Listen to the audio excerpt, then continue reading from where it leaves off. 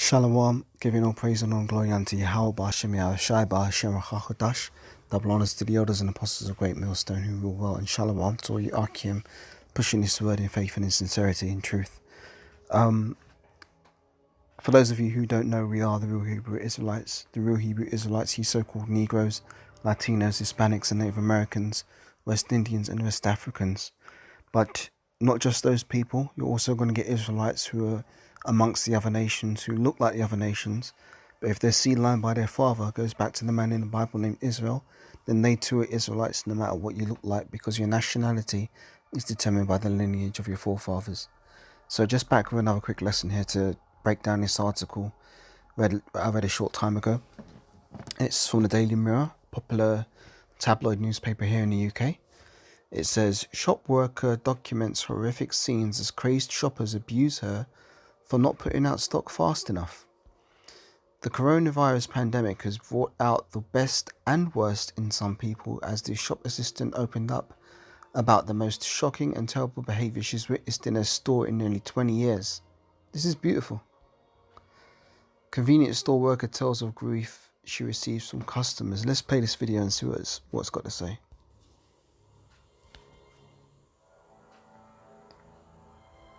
Have a listen to Michelle, who works at a convenience store in Wolverhampton. She's going into work tomorrow, despite seeing some of the worst behaviour in 20 years working in her shops. What's it been like? It has been horrific. Absolutely terrible and shocking. Can't believe this has happened.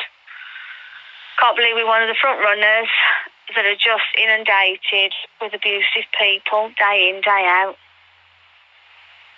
What happens when you ask people to keep 2 metres apart? Don't you dare call me a leper. Who do you think you are? I haven't got any diseases. The government are blowing this all out of proportion. They don't know what they're talking about, so don't you dare talk to me like that. I will stand where I like. What about your own protection? Do you have a face mask or gloves? We've been provided with plastic gloves this week and hand sanitizer this week.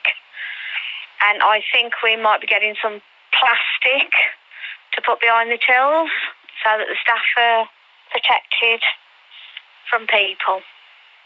In the convenience store side of the business, what happens when shoppers can't find cans or packets? They're asking for them. They assume we've got them out in the back. We've even got people, they'll see, because with convenience, the lorry pulls up any time of the day when we're open. We never stock up at night. It's during the day while we're open. So when they see the lorry outside, they are bombarding the shop, demanding that we go in the back and get them the necessities they need.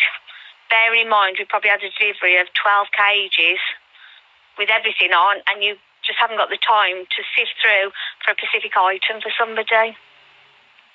Do you plan to go into work on Monday? Have you had enough? I have had enough, but I am going to work on Monday. Because it's not just for me, is it? It's for my colleagues. I've been here nearly 19 years.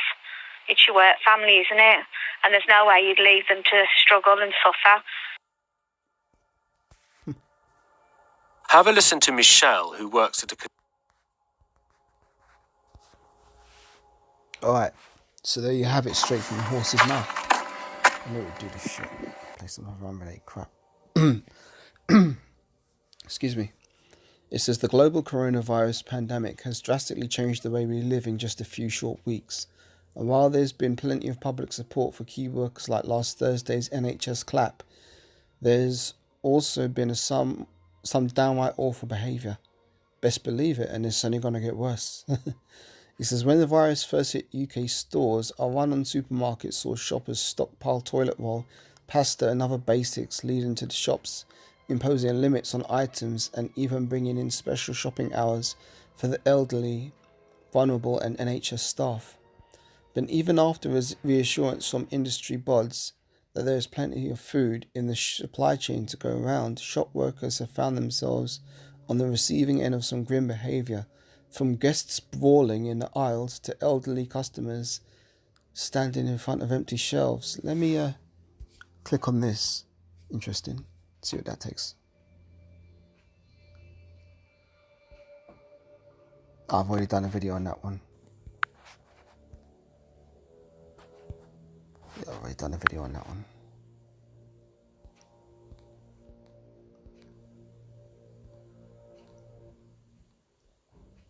So continuing on in this, it says Michelle, who worked for a convenience store in Wolverhampton for the last 20 years, admitted to Radio 4 this morning that she doesn't want to go in tomorrow but feels she has to for the sake of her colleagues.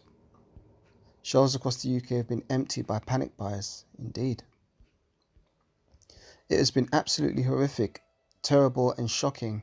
Can't believe this has happened. Can't believe that we're one of the front runners, she revealed. We're inundated with abusive people day in and day out. What happens when you ask people to keep 2 meters apart, asked the radio presenter. Don't you dare call me a leper. Who do you think you are? I haven't got any diseases. The government has blown this all out of proportion. They don't know what they're talking about, so don't you dare talk to me like that. I will stand where I like, Michelle recalled.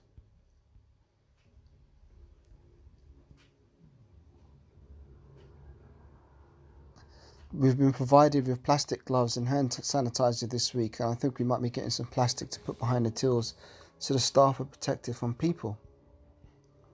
Asked what happens when shoppers can't find the items they want, Michelle explained sadly, they're asking for them, they're assuming that we've got them out in the back. Because it's a convenience, the lorry pulls up at any time of the day. When we're open, we never stock up at night, so when they see the lorry outside, they're bombarding the shop, demanding we go in the back and get them the necessities they need. Bear in mind, we might have 12 cages with everything on. You just don't have time to go and sift through for the specific item for somebody. Asked whether she'll continue going into the shop, Michelle replied, I've had enough, but I'm going into work on Monday because it's not just for me. It's for my colleagues, and I've been here nearly 19 years, and it's your family. It's your work family, isn't it? There's no way you'd leave them to suffer. It comes after paramedics arriving at the depot in Ramsgate, Kent last week found sick vandals had drilled holes in their tyres of their ambulances. All 6 emergency response vehicles had to be taken off the road and an alarm was raised at 7:10 a.m. A disgusted paramedic posted photos of the vandalised ambulances on social media. South Essex Coast Ambulance Service tweeted 6 of our ambulances were deliberately damaged overnight in Kent.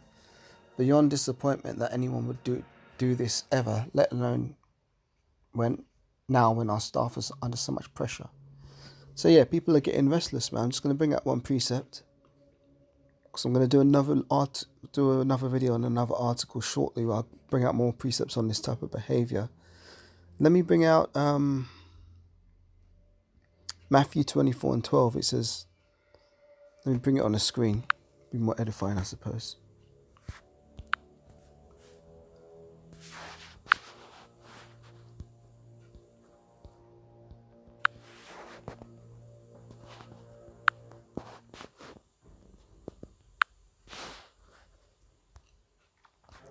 This is Yahushai's words. It says, and because iniquity shall abound, the love of many shall wax cold. Yeah, so these people are unrighteous people anyway. They don't fear the Most High. All they fear is themselves, really. I mean, they don't fear the Most High. Now the government's stepping down, so these people are going to act out every wicked imagination in their hearts, and it's only a matter of time. It starts off with small little incidents like this, of, people getting irate and abusive verbally, but soon it's going to break out into physical violence, man. Let me get another precept. And this is beautiful to watch.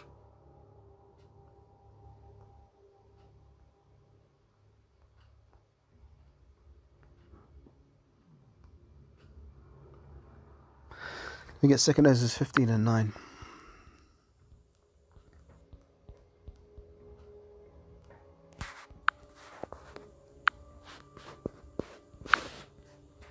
It says, so it's like 15:19.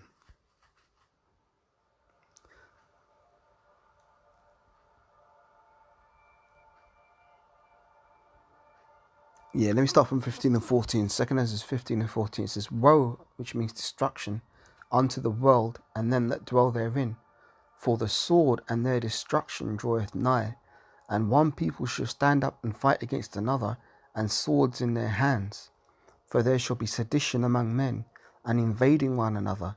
They shall not regard their kings nor princes, and the course of their actions shall stand in their power. And a man shall desire to go into a city, and shall not be able. And that's what's happened over here in London. They're locking everything down. Not just in London, but, all around the world, but especially in New York. And I heard they're checking if people have got New York license plates and shit like that. This is all coming to pass, man. All biblical prophecy, it says. 2 Moses 15 and 17. And a man shall desire to go into a city, and shall not be able. For because of their pride the city shall be troubled, the houses shall be destroyed, and men shall be afraid. A man shall have no pity upon his neighbour, and shall destroy their houses with the sword, and spoil their goods, because of the lack of bread, and for great tribulation. So there you go. So that's that, man. I'm going to close this video here. I'm just going to do another article related to a similar topic. So Lord willing, I'll be back shortly. So with that, giving all praise, honor and glory unto Yahweh, Bahashem Yahweh Shai, Bahashem Kakadash, double honors to the elders and apostles of Great Millstone that rule well, and shalom to all of you elect, hopeful elect out there that are pushing this word in faith and in truth and in sincerity. So until the next lesson, Lord willing, I'll say shalom.